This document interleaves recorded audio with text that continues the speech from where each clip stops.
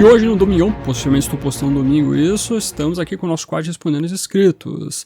Hora de dar uma olhadinha em algumas coisas interessantes. Vamos falar sobre mais DC de bolso, falar sobre animações do Batman que deveriam continuar, falar sobre a questão de canonicidade da origem do Homem-Morcego. Boas perguntas, bora lá. Tem a Prime 7, membro do canal. Valeu por apoiar o canal dessa maneira. Seja membro você também. Fábio, tudo bem? Acompanha os seus quadros de resenha de quadrinhos, mas por que você não faz histórias completas também? Por exemplo, eu sei que você já resenhou Silêncio, você poderia trazer histórias completas de Batman Silêncio como você tem feito com Absolute, o Batman, né? Tenho certeza que muita gente iria acompanhar as suas histórias. Cara, eu vou dizer pra vocês que eu não sou muito fã dessa questão de história completa. Eu, na verdade, chego a fazer isso, né, como você até destacou, nessas resenhas que eu faço de quadrinhos que saem lá fora, no lançamento. Absolute Batman, as revistas da Terra Zero do Batman. Eu tô devendo a continuidade de Batman 89 Echoes. Eu não gostei muito da última edição, fiquei um pouco decepcionado, por isso que eu acabei não indo pra frente com ela, mas eu preciso voltar. Entretanto, eu geralmente faço resenhas com o resumo completo, porque essas histórias não saíram necessariamente no Brasil, e tem algumas pessoas que não têm um certo acesso a ela. Então, como é uma história que acabou de sair, eu acho que você tem que colocar alguns pontos importantes para você fazer uma resenha em relação àquilo. Então você faz um resuminho lá com spoilers, traz alguns pontos superficiais e assim por diante. Com as histórias que são mais antigas, ou que estão saindo por alguma editora por aqui, etc., eu penso que existe esse problema, na verdade, da pessoa não querer ler o quadrinho por simplesmente ver que a história está lá sendo narrada de outra maneira. Uma vez, por exemplo, eu lembro que a gente estava fazendo com vários canais lá um sorteio de um quadrinho, Batman Ego, do tempo da Mythos ainda, esse quadrinho que não tinha sido relançado pela Panini. E a gente fez lá toda uma promoção para mandar para frente esse quadrinho, né, para alguém que queria ter o trabalho, participar do sorteio. Aí eu vi um comentário muito maluco assim dizendo: "Ah, eu não vou participar desse sorteio porque eu já vi Canal X fazendo o resumo completo, então não preciso ler". E isso me pegou. No sentido que tem muita gente que fala: não preciso ler essas coisas, eu já assisti o resumo do vídeo tal. Isso me incentiva a não fazer tanto, né, com frequência, esses resumos completos, porque realmente parece que as pessoas ficam mais dependentes de assistir o resumo completo, que na verdade ele acaba vindo enviesado, entre aspas aqui, né, num sentido ruim da coisa, mas ele vem já com toda a carga da interpretação da pessoa que leu o gibi, para trazer o resumo completo. Às vezes, quando a pessoa vai ler aquele quadrinho, ela vai ter outra interpretação em relação à obra, por isso que é sempre importante ler. E isso ainda porque eu sou um cara que defende que você tem que ler a obra original antes de assistir a adaptação. Tipo, vai assistir Batman Gotham 1889, tem que ler o quadrinho.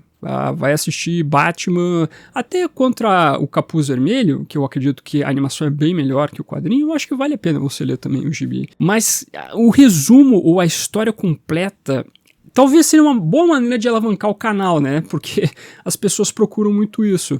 Mas eu acho que é você criar uma certa muleta também pro público não ler mais o gibi. Porque tem muita gente que você fala: tem que ler o gibi. Ah, não vou ler. Dane-se, eu não vou ler. Então eu sinto que não dá para influenciar também a galera dessa maneira.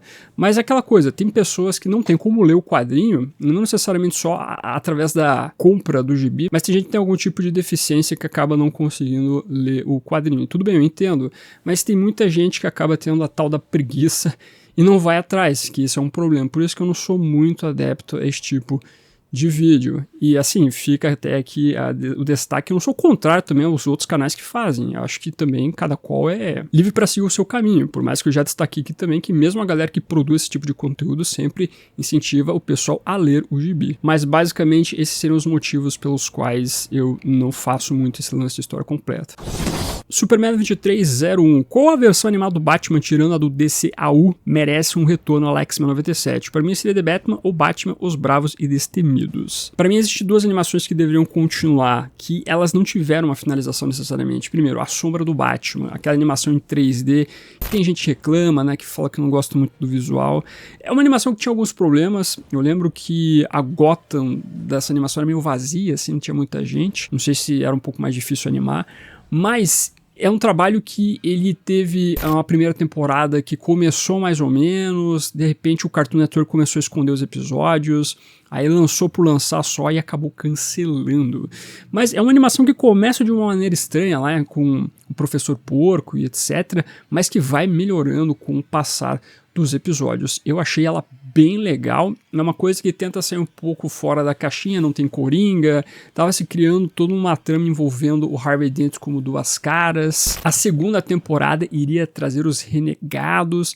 Eu acho que estava sendo bem legal o desenvolvimento com esse Batman. O Batman era bem interessante dentro da pegada que estava sendo estabelecida. Eu acho que essa animação ela mereceria ter uma continuidade, por mais que eu acho que a equipe que trabalhou com esse Homem-Morcego já caiu fora, e nem sei como é que andam os estúdios que faziam esse tipo de animação. Mas essa eu continuaria sem sombra de dúvida. Acho que daria para dar uma melhorada no que envolve a animação e continuar na mesma pegada, porque era uma animação legal, meus amigos. Era uma animação bacana, valia a pena. Ah, mas não tá no mesmo nível, sei lá, de Batman série animada. Tudo bem, mas ainda assim era bacana. O Batman de 2024, ou The Batman, que foi citado, eu acho que, na verdade, essa animação meio que ela cumpriu todo o seu propósito de histórias. Tanto é que você teve as primeiras temporadas trabalhando as histórias do núcleo do Batman, e a última temporada teve que trabalhar outros personagens do universo DC cruzando o caminho do Batman. Então meio que você entende que eles conseguiram encerrar o propósito deles trabalhando com o Homem-Morcego, né? Trabalharam as histórias que eram necessárias. Então talvez você poderia fazer, na verdade, uma animação da Liga da Justiça desse universo. Ou no máximo, talvez seria legal eles fazerem um longa-metragem do Silêncio, que era o objetivo, né? Fazer um segundo longa-metragem desse universo, que teria o Batman enfrentando o Silêncio. Talvez eles poderiam voltar e fazer uma animação que eles tinham planejado anteriormente. Mas eu sinto que The Batman esgotou os caminhos necessários envolvendo o desenvolvimento desse Batman.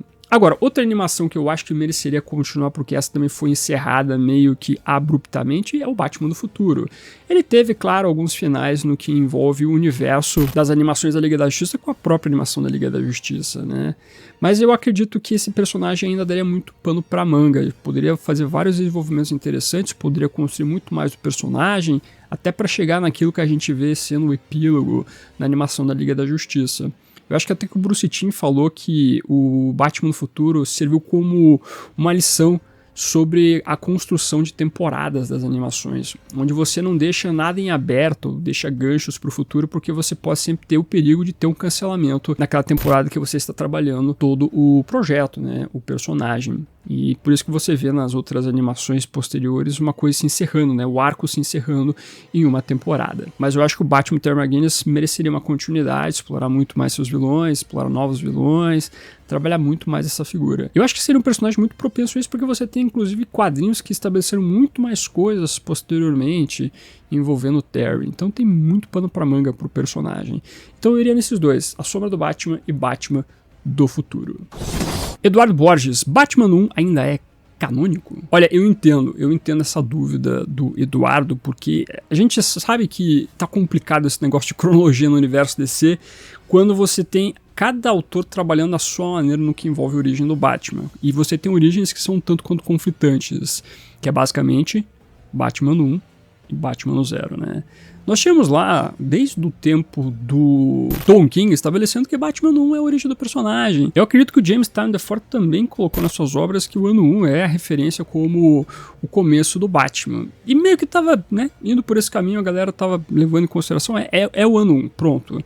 Só que daí vem o Zdarsky e começa a fazer umas continuidades envolvendo o Batman no 0, que você fala, pô, cara, para que fazer isso, né? Só vai complicar mais a vida da galera. Não faça isso, por favor. Mas ele fez e tá lá. E aí fica a dúvida, né? Pô, mas qual que vale? Existe aquela galera que vai falar que não, você consegue encaixar Batman no 1, Batman no 0 e vice-versa, então você pode considerar as duas histórias. O Snyder vendia dessa maneira na época, né? Não, nada vai ser anulado em relação a Batman no 1. E na verdade você anula pra caramba muitas coisas ali. Não se encaixam as histórias, me desculpe. Então, meio que você tem que escolher, né, qual que é o seu preferido. Mas em tese, a origem que é mais estabelecida pro Batman hoje em dia, como o começo de carreira mesmo, é o Batman Ano 1. É a história mais diferenciada. E eu sempre digo, é difícil você tirar essa história da origem do Batman por toda a sua perfeição. E olha, subjetividades à parte, não caia nesse papo dizendo que essa história é fraca, que essa história é mais ou menos, que o fã do Batman, o fã da DC fica levando essa história como se fosse um grande trabalho, mas não é, isso é mentira. Quem fala isso é um profundo desconhecedor de quadrinhos. falei que se dane. O cara falar que esse trabalho do Frank Miller é fraco, e olha, é uma das melhores coisas que o Frank Miller fez com o Batman, talvez melhor até que Cavaleiro das Trevas, pela maneira como ele trata o Batman, e ao mesmo tempo desprezar o desenho do Mazzucchelli, meu Deus do céu, você está de sacanagem com a minha cara, com a cara de todo mundo. Então não venha com esse papo. Mas meio que se coloca o ano 1 como sendo realmente a origem do personagem até hoje, envolvendo o cânone do Homem-Morcego. Ano 0 de vez em quando é trazido aí, que nem foi feito pelo Zdarsky. Então a galera meio que releva e tenta, né, encaixar uma coisa com a outra. Então meio que Ano 0 também é canônico, porque a galera gosta de insistir nisso. Mas se você tiver que escolher um como canônico, pega o Ano 1 mesmo, que esse é o caminho. Quem sabe mais pra frente, o Mark Waid vai fazer algumas histórias que estabelecem o passado da DC. Vamos ver o que vai acontecer, mas quem sabe o Waid pode arrumar uma coisa nesse sentido futuramente e fazer as coisas se acertarem. Então, veremos mais pra frente. Mas sim, Batman não continua canônico, fica a dica pra você ler esse quadrinho. Vou passar rapidinho pelas aquisições, aqui chegaram 2 quadrinhos que eu comprei pelo site da Panini. Primeiro nós temos Os Mistérios de Scooby-Doo, formatinho, olha aí, ó.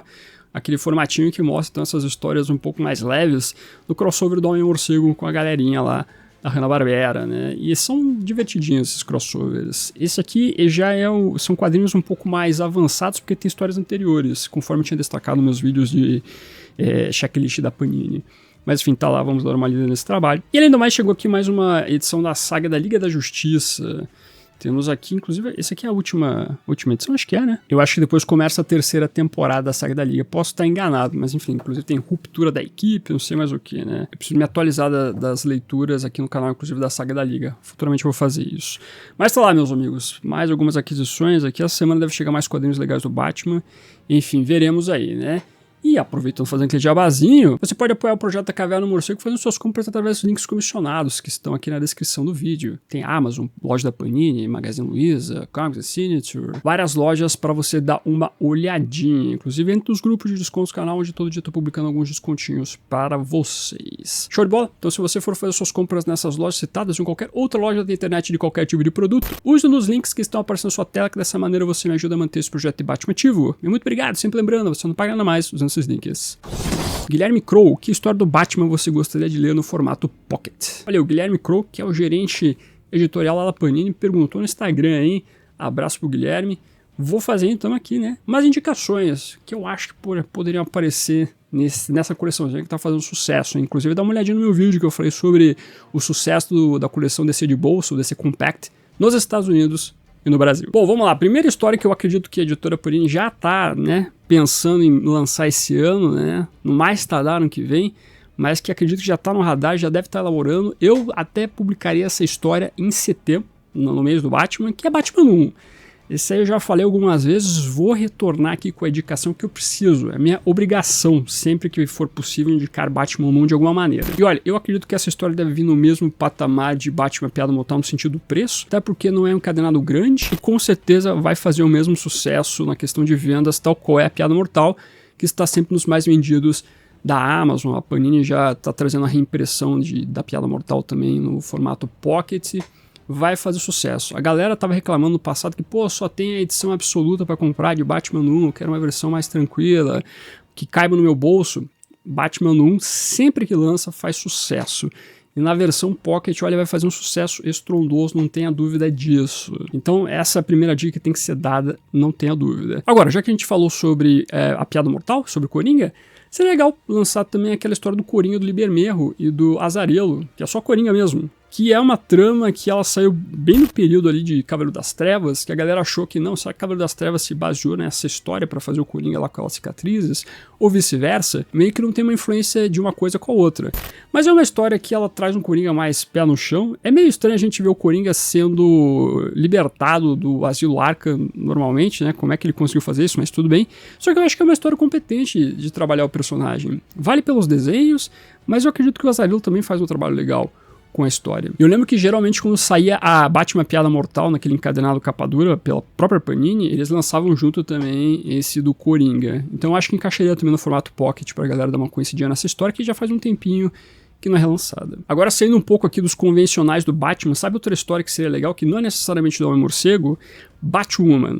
Batwoman Elegia, que é a história de origem da personagem, onde a gente vê o Greg Rucka e o J.H. Williams III elaborando toda a origem da Cat Kane como a Batwoman. Essa história saiu muito tempo atrás na Sombra do Batman, aqueles encadenados lá dos 952, não, antes dos 952.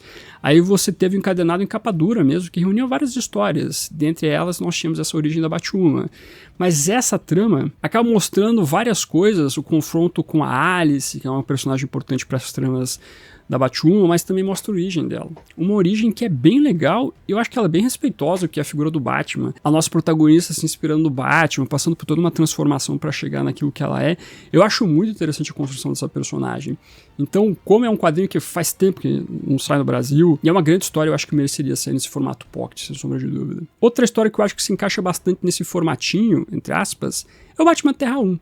Ok, nós tivemos a publicação recentemente em Omnibus, mas se você publicar também nessa versão separada, é uma boa história para você, né, indicar para uma pessoa que nunca leu Batman. É uma versão alternativa do Homem-Morcego? Tudo bem, sem problemas. Mas eu acho que é uma trama que acaba se encaixando bem para você fazer com que a pessoa tome gosto e goste do Batman, porque o Jones é um cara que escreve bem.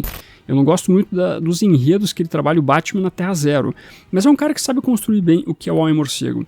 E essa trama toda tem as inspirações para a série do Batman do Matt Reeves, e geralmente a galera, quando fala sobre esse Batman, os influencers e tudo mais do Matt Reeves, acaba falando sobre, olha, tem uma inspiração em Batman Terra 1. Isso chama a atenção da galera. Em um formato um pouco mais tranquilo, e eu acredito que essa história não sairia tão cara, que também não é, o primeiro encadenado não é gigante, eu acho que conquistaria bem o público. Então, Batman Terra 1 aí seria uma boa para este formato, hein? E além disso, nós temos aqueles óbvios que algum dia vão sair, mas eu acredito que não por agora, tendo em vista que nós tivemos as versões mais parrudas, mais gourmetizadas que saíram recentemente. Batman Cavaleiro das Trevas, a versão Pocket traz só o primeiro Cavaleiro das Trevas. Isso aí venderia que nem água no deserto, hein? Porque o pessoal quer tanto a versão só do Cavaleiro das Trevas, e ao mesmo tempo tem um público que quer conhecer essa história do Batman, que é um clássico, que sai muito do que envolve só as tramas de quadrinhos cronológicos do Homem-Morcego, eu realmente acho que seria um sucesso forte. E além do mais, o Batman Lúdio das Bruxas, que é sempre referenciado para adaptações de filmes, inclusive, tá sempre na boca do povo aí que adapta o Batman para as outras mídias, que também faria muito sucesso. Eu acho que esse aí viria mais no preço do que é, por exemplo, o Watchmen, porque é uma história grande, 400 páginas, então não veríamos num preço que seria muito baixo, mas ainda assim é uma história que merece ter essa republicação também. Então, olha, um monte de história clássica do Batman que eu acho que caberia muito bem nesse formato aí e que se daria muito bem dentro do que envolve, inclusive você conseguir, né, sair um pouco do escopo do que é só o fã de quadrinho, o colecionador de quadrinho comprando esses gibizinhos. Ah, mas é tudo batido essas histórias que você falou. Mas tudo bem, às vezes a gente indo no clichê é uma boa maneira de você conquistar mais o público com esse formato. Convenhamos, né?